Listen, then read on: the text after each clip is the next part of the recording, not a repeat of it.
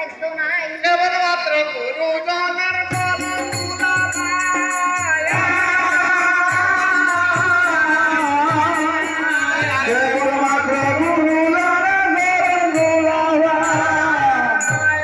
ধর্মসভায় আসিয়া আমি অদমের নাম কি বলিতে পারি মঙ্গলানা চানবো আমার শুক্লাতে মারিল শুক্লাতে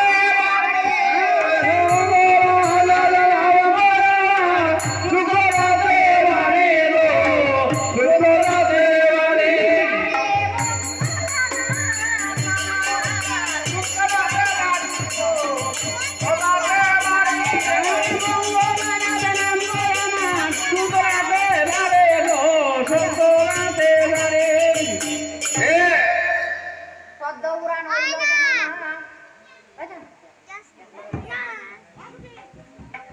পদ্মপুরাণ হইল যেন মা পদ্মার আজ্ঞায় এক মনে দেবা শুনে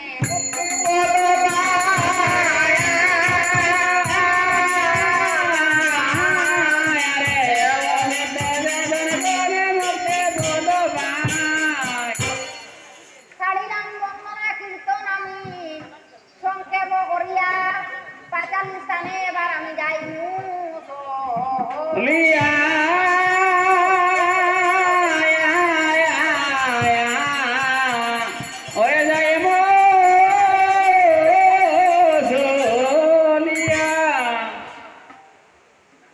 এই সব বন্দনা কীর্তন সংক্ষেপ করিয়া আর বৃন্দা বন্দনা কথা কিছু শুনের মন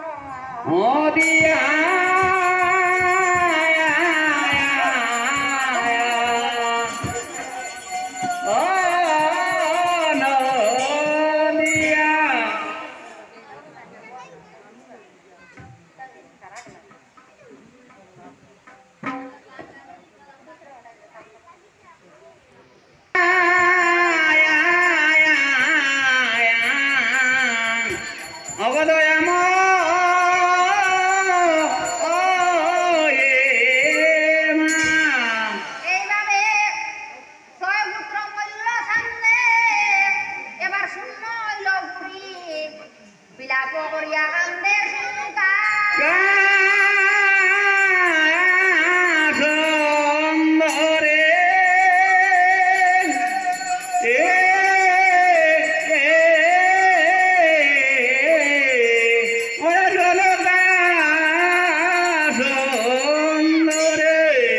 সামনে বলে শুনো প্রিয়া গো তুমি আমার বচন আর আমার শপথ যদি তুমি করিবাই ক্রন্দন বিধির নির্বন্ধে তোমার ছয়টি পুত্র মরে আগামী বাঁচিলে পুত্র হবে তোমার ঘরে বলে চলে সংকার এবার শান্ত হইল মন টঙ্গিতে বসিলেন চান্দ রসি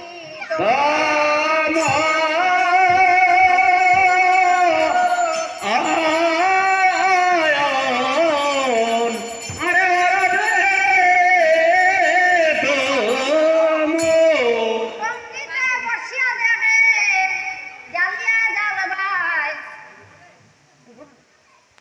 মানুষের কৌতুকে সামনে তারও দিকে চাই আগলা পাগলা লক্ষ্মী পাশা বরসান আর শঙ্কুচর দুর্গাবর দেখলেন বিদ্যমান বাপের ক্ষেতের নিন্দা নষ্ট হইয়া গেলে এতদিন মাত্র মিত্র আমারে না বলে কারিগর তলব করিয়া সদাগর তুলিলেন 13 ডিঙ্গা লইয়া ভাবে করিতে সদায় তাহলে আরেক ডিঙ্গা করিতে দুদায় বাপের অধিক কর্ম যে পুত্র করে মানে বাপ যদি সুর একবার ঢাকাই দিত তানি না না এটা কিছু না বাপ সবসময় উপরে রইতো বাপ যদি বাপে যদি একতলা মানে ফুয়ে মারিতো পাঁচ তলা কাফে এক বিয়া করলে বুয়াই দুই বিয়া করতো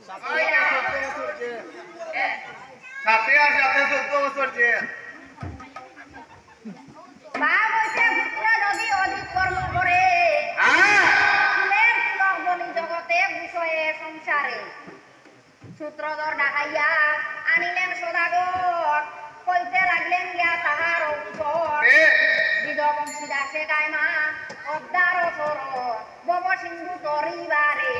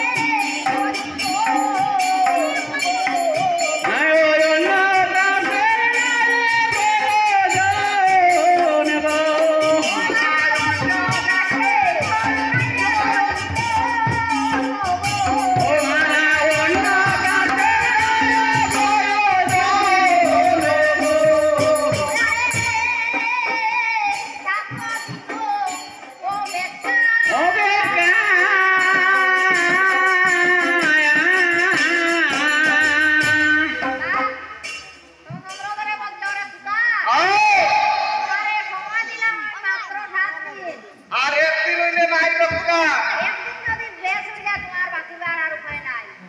ইঞ্জিনিয়ার আর মন করলে খাওয়াইতো না না আর হইতো নাই। দাদু ও দাদু ওই খানা খানি বললে খাওয়াইতো না 7 দিন চাই খুশ হইলেও 8 দিন হইতো না না ঘুষে হইতো না, একদিন আবার মানতো নাই। হ্যাঁ টাইম দিলাম আমি তোমারে 7 দিন অপেক্ষা।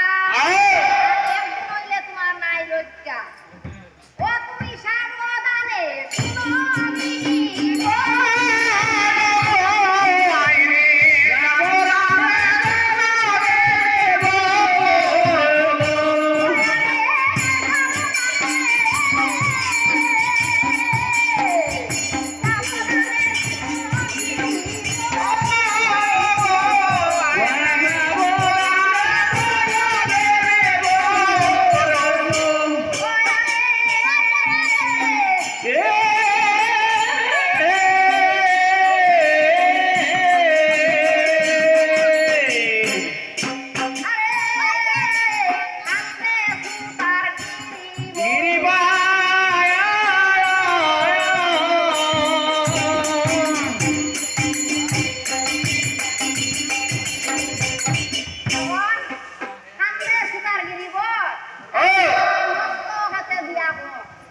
মানে মাথা তাপ দিয়া খান্দের বড় দুঃখর বিষয়। খান্দে সুতার গিরিবর আর মস্ত হাতে দিয়া কর। তুমি সাবধানে শুনো গিরিবর। আবার অদ্ভুত